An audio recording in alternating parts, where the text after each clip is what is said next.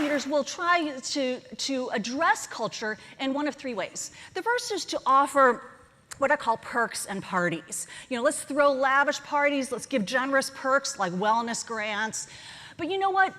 Those kinds of tactics are merely table stakes for most employees today. And they may help produce happy, satisfied employees, but they do very little to help you get productive, empowered employees who produce the results you're looking for. So perks and parties fail to build culture. What also doesn't work to build culture is just talking about culture. I was once hired by a client who wanted to make her organization have more of a customer-centered culture. She wanted them to become customer-obsessed. Her department was the purchasing arm of a very large healthcare organization. And unfortunately, her department had become notorious for being bureaucratic and slow. And so she wanted to address that issue because her internal customers, like the doctors and hospital administrators, she saw them starting to go around her department, calling in favors, ordering directly like from Amazon and other places, which actually opened up the entire organization to a tremendous amount of risk. So she said, we are going to make customer obsession our #1 priority. She put it in her strategic plan.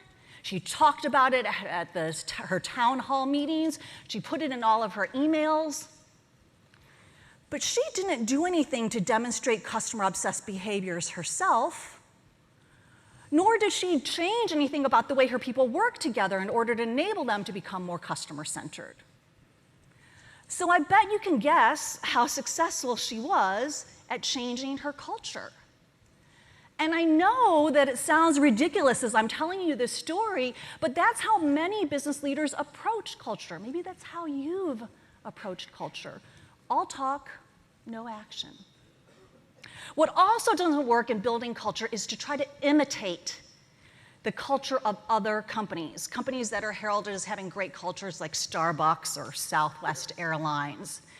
And I understand why we want to emulate those companies because they really do seem like the gold standard. But the problem with imitating someone else's culture is that what is feasible for some companies isn't for most. Like most of us can't afford to offer tuition grants and stock options like Starbucks does to their employees. But there's a more important reason why imitating someone else's culture doesn't work. And that is a fun, jokey culture might fuel the success at Southwest Airlines, but might be completely inappropriate at your company. The problem with all of these efforts to try to build culture is that they're trying to build a good culture. And building a good culture is not the answer. Why? Because beyond a certain baseline, there is no universal definition of a good culture. There's a unique culture that's right for each organization. So instead of trying to go after a good culture or trying to make your culture better, you need to make it unique.